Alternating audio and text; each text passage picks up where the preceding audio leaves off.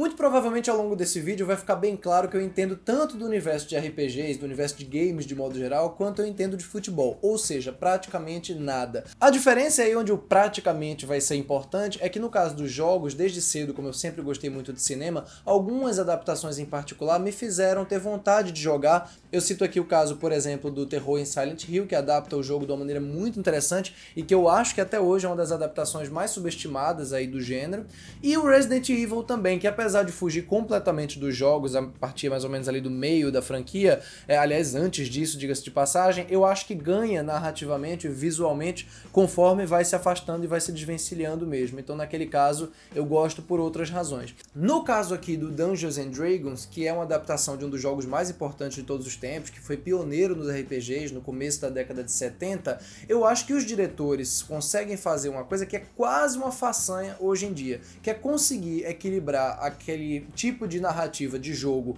que vai funcionar e vai ser respeitosa para quem jogou e quem gosta de jogar, quer dizer, quem vai se sentir dentro de uma dinâmica que não nega suas origens de jogo, e também consegue ser perfeitamente assistível, perfeitamente acessível e de fácil envolvimento para uma plateia que não faz a menor ideia do que se trata o game original. A dupla de diretores aqui, no caso, é o Jonathan Goldstein e o John Francis Daley, que também dirigiram O A Noite do Jogo, aquela comédia deliciosa, bom pra caramba mesmo aquele filme, de 2018, com a Rachel McAdams e o Jason Bateman. E aqui eles basicamente repetem, apesar da escala bem diferente, apesar daqui ser um filme de fantasia gigantesco, eles repetem aquela leveza, aquele descompromisso daquele filme, e mais do que tudo isso, eles têm uma limpeza na decupagem que me chama muita atenção. Eles não têm propriamente uma visão de cinema tão autoral e virtuosa, não chega a tanto. Mas não precisa chegar tanto no filme anterior como nesse, que é um tantinho inferior por razões quase que óbvias, né? Mas eles têm uma limpeza, eles têm um trabalho de encenação que consegue localizar o espectador muito bem na cena e consegue fazer com que todos os elementos de fantasia aqui nesse filme, por exemplo, se manifestem de uma maneira muito orgânica e muito visível. É um filme que gosta da fantasia, que gosta de abraçar a fantasia, gosta de um lado mais ingênuo, mais bobo até dessa fantasia, e quando tem que ser um pouco mais violento, mesmo que seja uma violência ainda leve, ele também consegue trabalhar, eles conseguem, no caso, trabalhar com muita desenvoltura. Eles parecem estar se divertindo muito enquanto jogam o jogo, no caso, enquanto dirigem o filme, enquanto escrevem o roteiro. Eles escreveram também o roteiro do Homem-Aranha de Volta para Casa, que eu acho bem medíocre, mas dali para cá dá para perceber que eles aprenderam muita coisa e conseguiram realmente podar alguns excessos, algumas besteirinhas ali de senso de humor e trabalhar elas aqui, que também tem muito senso de humor, de uma forma muito mais orgânica, que eu acho que acaba funcionando muito bem dentro da narrativa. Sim, eu paguei pau bem pro senso de humor aqui desse filme, porque eu acho que combina, tem um lado jovial aqui de RPG que combina bem com esse material. A trama não é grande coisa, assim, é uma trama muito simples, e se eu for tentar explicar em detalhes vai parecer mais simples ainda, mas basicamente a gente acompanha o personagem do Chris Pine, depois que ele sai da prisão, né, tentando provar a inocência dele, e para isso ele tem um objetivo central, que é encontrar uma relíquia mágica que tem o poder de ressuscitar pessoas. Ele quer ressuscitar a esposa morta dele e ressuscitar também a relação dele com a filha, que perdeu a confiança dele em muito tempo e está sob a guarda do personagem do Hugh Grant, que é o vilão aqui que domina um exército gigantesco, e tem também uma outra vilã, que é a Sofia, um personagem muito interessante visualmente até.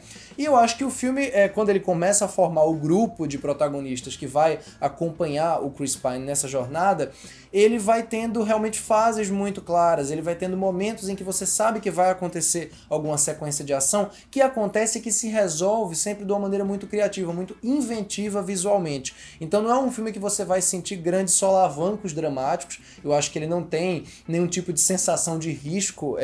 particular. Lá no final ele até ensaia ter um peso maior num certo elemento, mas rapidamente ele desencana, porque não é aí onde está realmente a aptidão dele. Ele está muito mais focado, e graças a Deus ele faz essa parte bem, em se divertir com as cenas de ação e com as cenas de fantasia. Às vezes elas são, inclusive, até mais espontâneas do que eu imaginava de um filme como esse. Tem uma cena no final, por exemplo, com um certo personagem sacode outro no chão, né, fica batendo outro personagem no chão sem parar, fica batendo o personagem sobre as pedras, que pra mim é o tipo de cena que me ganhou, porque passa justamente essa inocência, passa essa brincadeira, passa essa espontaneidade muito grande da direção e do roteiro. O elenco, de modo geral, é bem bacana também, além do Chris Pine, que é um ator que eu já acho que tem um carisma autodebochado muito legal. Tem também aqui o Justice Smith, que é um ator que surgiu aí há pouco tempo e que tem se revelado um ator dramático muito bom, mas que aqui modela isso dentro da comédia de uma forma que eu acho que funciona muito legal também. E apesar dela não ter tanta importância do ponto de vista dramático pro filme e de não ser uma interpretação notável, eu gosto muito da presença da Sophia Lillis aqui. Eu acho que ela é uma atriz muito interessante, muito bonita e muito agradável de se ver nesse universo de elfos, de orcs e de dragões, etc.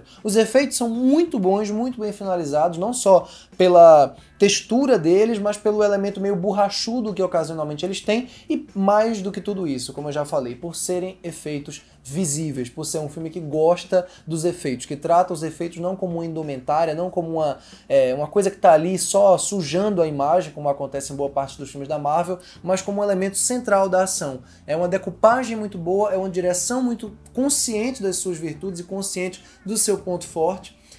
dos seus pontos fortes, que não tem só um ponto forte aqui, e que sim, almeja muito mais funcionalidade e eficácia do que propriamente brilhantismo. Mas em vários casos, e esse é um deles, a honestidade pode sim ser um caso de sacada brilhante. Então eu gostei bem do filme.